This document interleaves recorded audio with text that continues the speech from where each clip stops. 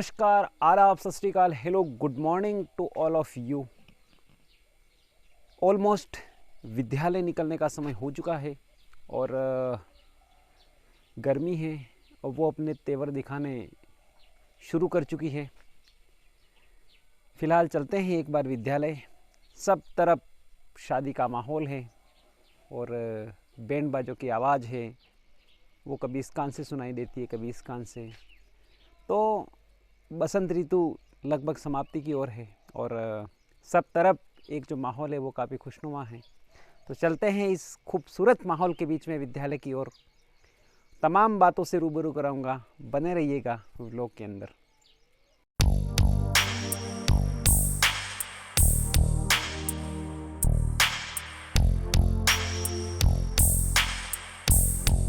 और घूमते हुए चाय की चुस्की का आनंद लेते हैं, क्योंकि एक थकावट को कम करने और मन को बहलाने का एकमात्र तरीका है चाय। क्योंकि चाय पीने से ऐसा कहा जाता है कि व्यक्ति की थकान कम होती है। अब कितनी कम होती है उसके बारे में तो मुझे नहीं मालूम, लेकिन फिर भी चलो एक बार चाय पीते हैं और चाय पीने के बाद काम काज बाकी है उनको देखते हैं। गाइस, मेरे साथ में आप जो देख रहे हैं ये मेरे से एक क्लास पीछे थे और ये मुंह से बोलते नहीं हैं, मूक बधिर हैं, लेकिन आपके सारे इशारों को समझते हैं।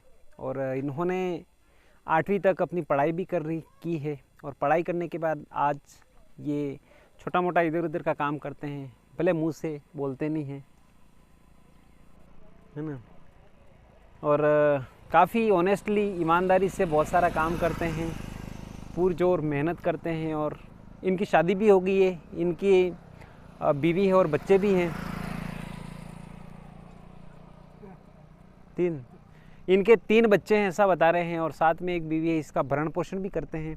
तो इन लोगों के भी इमोशन होते हैं, इनकी भी भावनाएं होती है, इनकी भी कुछ सोच होती है, समझ होती है। तो इसकी हमें कदर करनी चाहिए। भले ही मूक बधिर हैं लेकिन ये इंसानों की भावनाओं को समझते हैं। आज ये बता रहे हैं कि खाना खाने के लिए, मतलब पैसा कमाने के लिए आज मेरे पास किसी प्रकार का कोई स्कोप नहीं है, फिर भी मैं बाहर जाकर एक मेहनत करता हूँ और मेहनत करने के बाद में एक जो डेली जो भोजन प्राप्त करने के लिए वो इधर उधर जाके मजदूरी करते हैं और मजदूरी करने के बाद फिर ये अपना भरण पोषण है वो करते हैं। तो ये है गाइस इनके बारे में जानकारी। ये अपने ढिकवास के ही रहने वाले हैं। यहीं पे एक मकान है, इनका नाम है रमेश जी कसोटा। और इनके पापा जी तो शांत हो गए, बदा जी कसोटा के लड़के हैं। तो इन लोगों के भी इमोशन होते हैं, भावनाएं होती है, जिसको हमें समझना चाहिए। इनकी भावनाओं की हमें हमेशा कदर करनी चाहिए।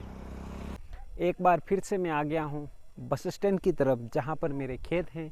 और यहाँ पर आने के बाद एक सुकून मिलता है, क्योंकि ये जो समय है शाम के समय, अगर गाँवों में अपन बस स्टैंड या दुकान की तरफ आते हैं तो उसका एक अलग ही आनंद मिलता है, उसकी एक अलग ही अनुभूति होती है।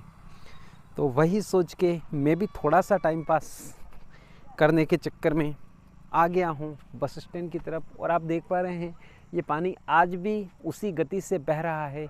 यहाँ पर जो 2 नदी बांध का जो पानी छोड़ा हुआ है, उस पानी के कारण आसपास के जो भी खेत हैं वो पूरी तरह से बर्बादी की ओर हैं। क्योंकि 12 मास पानी रहने के कारण इस खेत के अंदर किसी प्रकार का कोई उत्पादन, किसी प्रकार की कोई भी फसल नहीं होती है। और इसी प्रकार 12 मास पानी इस खेत के अंदर बहता रहता है।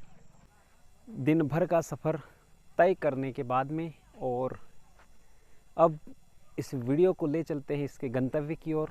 गंतव्य तो क्या है गाइस, अब समय हो चुका है शाम का और आज के दिन की जो यात्रा है वो यहीं पे पूरी होती है।